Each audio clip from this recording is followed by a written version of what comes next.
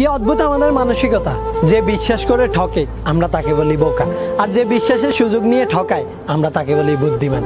আরে বিশ্বাস শব্দটা হয়তো ছোট, কিন্তু এর অর্থের গভীরতা অনেক বড়। বিশ্বাস সবার উপরে জন্ম নেয় না, আর যার উপরে জন্ম নেয় তার চাইতে বড় ভাগ্যবান আর কেউ হয় না। মানুষ সবচাইতে বড় কষ্ট তখনই পায় যখন তার বিশ্বাস ভঙ্গ হয়।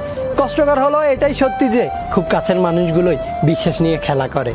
এই মানুষগুলো বিশ্বাসের সুযোগ নিয়ে নিজেকে বুদ্ধিমান আর বিশ্বাস করা মানুষটাকে বোকা ভাবে।